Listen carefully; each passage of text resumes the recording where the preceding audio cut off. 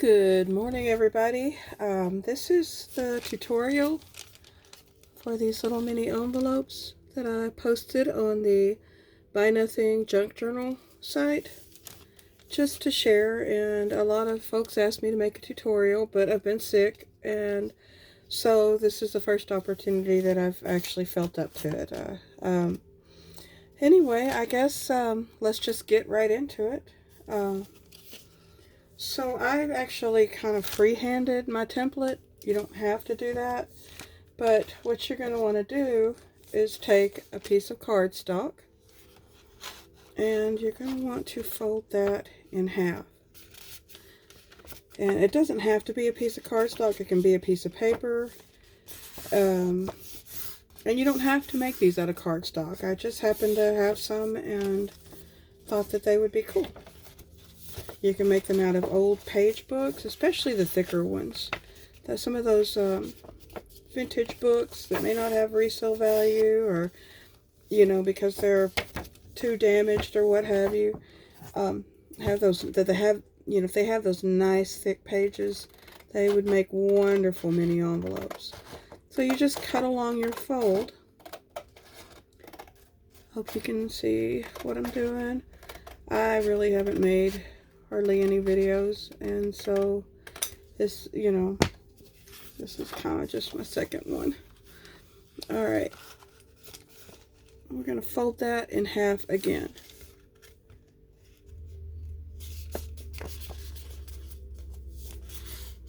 Okay, now here's where the fun part comes in, because once you have it folded in half, you're gonna, for me, being right-handed, I put the fold to the left, okay, because I'm gonna draw out my little design here for the flap. And you can do square and then round it off later. Square may be easier. I just sort of, and this is why freehanding isn't so great, but I've never been a real technical person. I just sort of do things on the fly. So you just draw it to the basic shape, okay? I hope you can see that. I'm not sure if it's dark enough. Let me try to darken it up some. And just remember that it doesn't have to be perfect because you're going to cut it. You just want to make sure and have enough of a flap. That's your flat part. And you want to have enough there that you can go around it with craft scissors or burn the edges or do whatever you want to do. Okay, so the next step, let's bring that down just a little farther, is to just draw a straight line. Let's see, from the end of where your flap is going to be all the way across. If you want to use a ruler, that's great. And I do it all the way across for a reason. It's because you can, you know, you're going to cut that down anyway. Okay, so that's basically it. And you know, if you have trouble drawing a round circle, you can get something round that's about the size of what you need and just put it to the edge. Let's see if you can see that. To the edge and the corner there, and just draw around the curve. You know, going out just a little to get the flap right. But you can use something like that as a guide. Alright, I'm going to go ahead and cut this. Like I said, that flap is not, the side flaps are not going to stay that long. Flappity flap, flap, flap. That's what I'm doing right now, flapping my gums. Okay.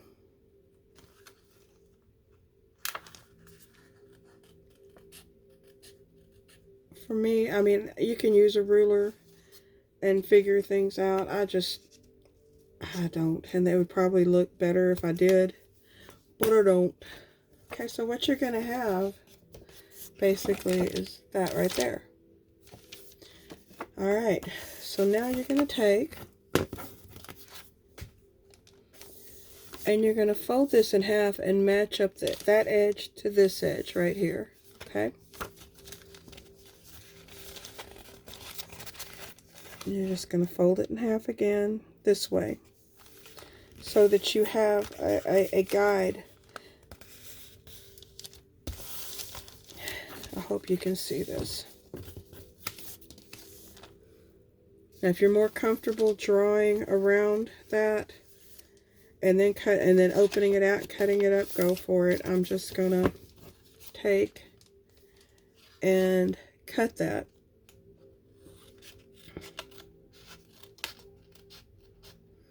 Nothing has to be perfect, believe you me.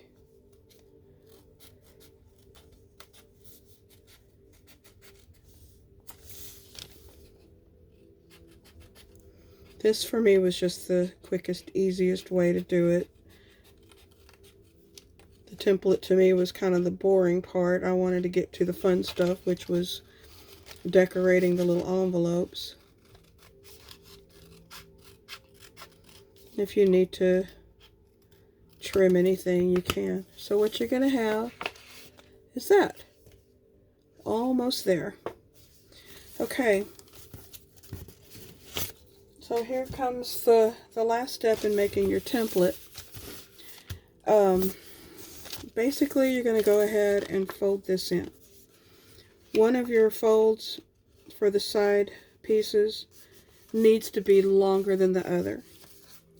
So I usually, let's see, it really doesn't matter which side. In this case, in these, I made my right side the shorter piece and the left side the longer piece. And the reason is for the sake of fastening and gluing it off.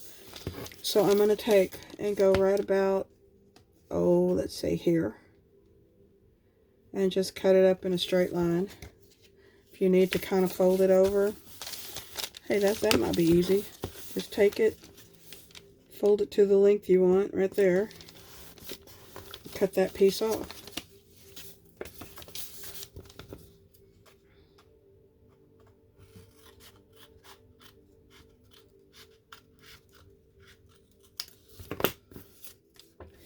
So now you have your longer piece right here in the middle. You're going to come in with this other side, fold it straight, and if you have one of these or any kind of scoring steel, you can really get those edges nice and flat. Okay. Alright, so if you can see this little edge right here, the reason why that's longer, this is going to rest, this seam is going to rest in the middle. And you want that seam to rest more toward the middle because it just looks better. But you have to have the ability to glue it. So just sort of fold that part back right here.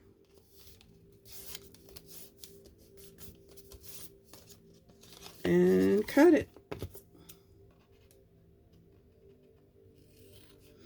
And this one actually turned out bigger than my other template, so that's fun. If it's not straight, okay, you can trim that.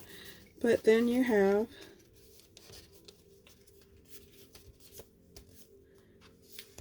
once you fold it all together, you got your mini envelope. That's your template, but there's your mini envelope right there.